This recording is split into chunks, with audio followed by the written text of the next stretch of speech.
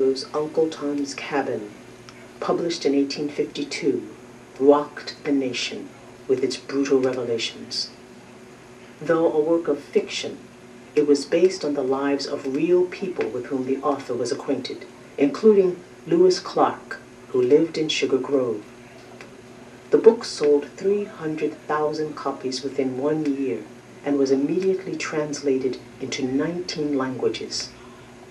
By 1860, there were more than 1 million copies circulating in the United States and more than 2 million abroad.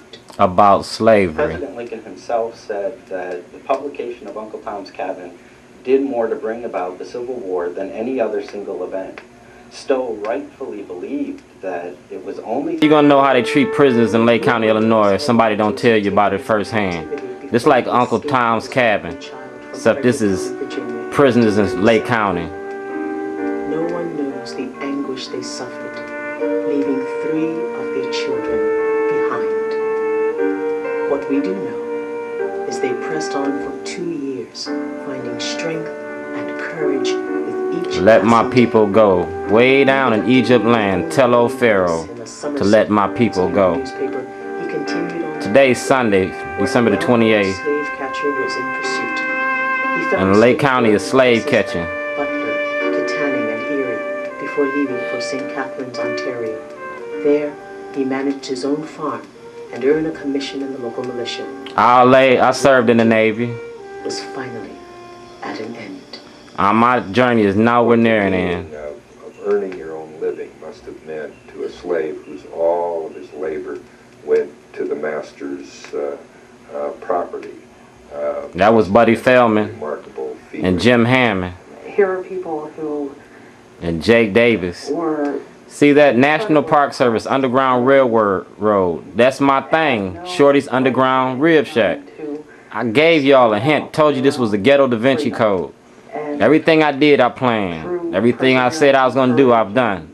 Now I'm going to expose everybody and everything for what it is. I'm a modern day abolitionist. I'm a political prisoner in America. I'm living in exile in my own country because I spoke up against the racism that exists in the judicial system. No different than Frederick Douglass, no different than Marcus Garvey, no different than Malcolm X, no different than Martin Luther King. Every time has a person of change. I'm just that person of change.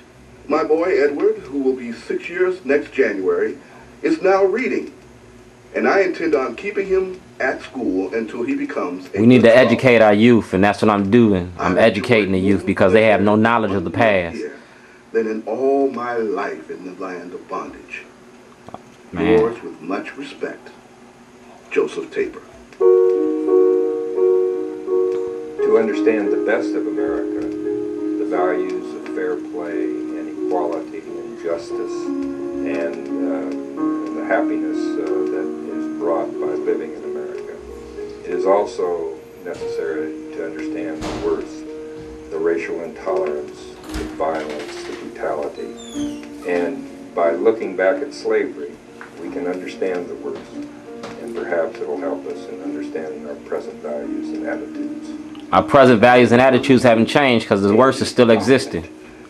1 million black men locked up in the penal institution. As he reported back, modern day slavery. We traded the plantation for the penitentiary and cotton for cocaine. He said, I have captured the coast. As a consequence of capturing the coast, I have secured their land. Without their land, they will have no history. Without their history, they will have no future. We need to prove Vasco da Gama wrong. I think it's we need to know our history so we can have a future. That's what this documentary is about. Because there's nothing that compares to walking in the places where these people walked and looking at the landscape and I showed you what I did. You got a diary, everything that's been happening to me over the last 30 years. You got the inmates' signatures. You got the inmates telling their stories, just like the slaves told their stories. You done changed slave ships for penitentiary and county jails. Free labor. Money. Cash crop system. People are turned into cotton. This American earth and sisterhood and brotherhood.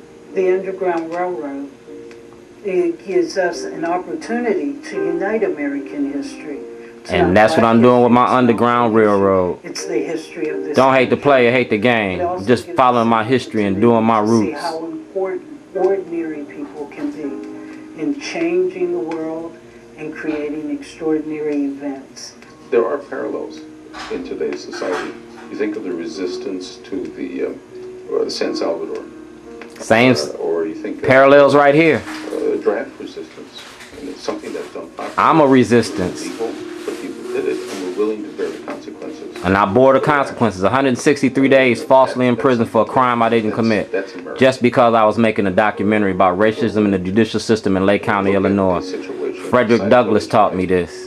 And then do it. Malcolm X taught me this.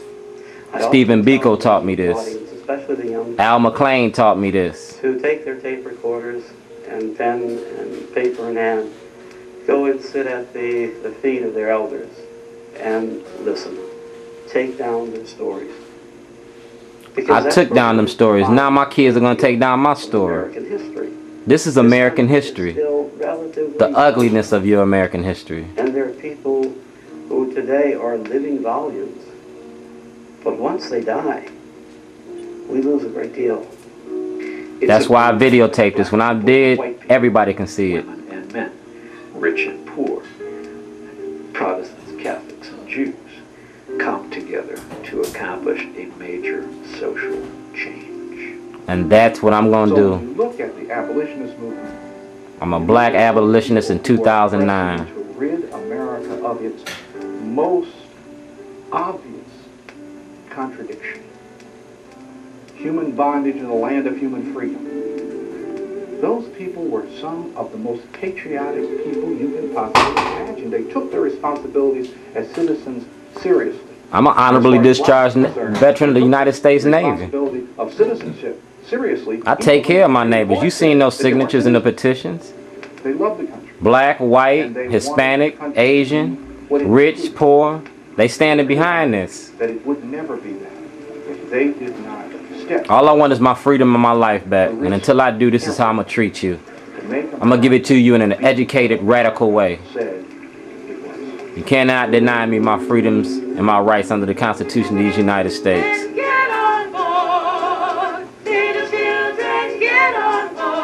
You better get on board.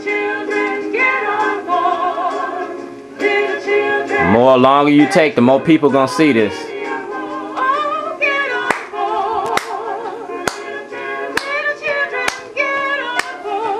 That's what we do, baby. We make things happen. You better get on board this underground. See you tomorrow, Monday.